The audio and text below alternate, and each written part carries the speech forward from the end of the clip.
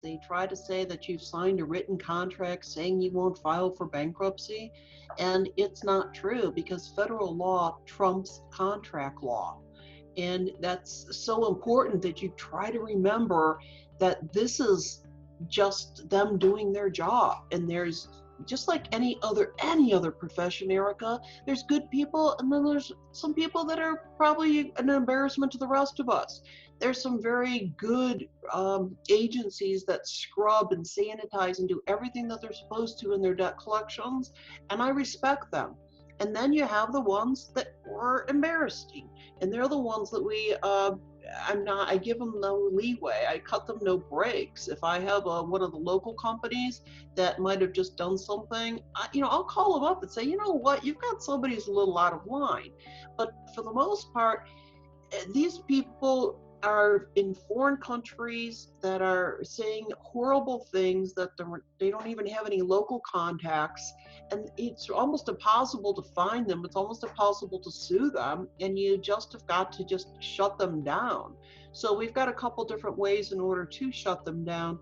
And another thing, when you're talking about the embarrassment or being belittled, my friend Max Gardner, and he is just an amazing guy.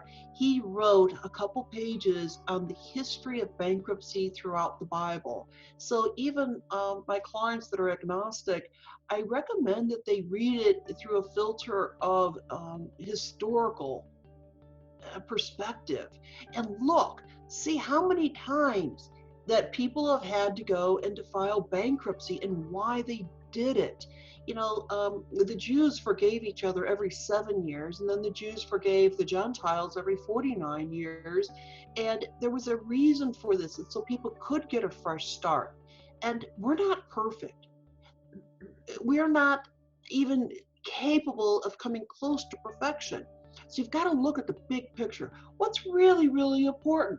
What's important is that you tried to be a good spouse. You tried to be a good parent. You tried to provide for your family. God's not going to be asking you, did you pay your Visa payment? And I'm not, if you can pay it, by all means, pay it. Don't file bankruptcy. But if stuff happened and you had no recourse, then that's okay. It's okay to file. It's not your fault. You did everything that you could.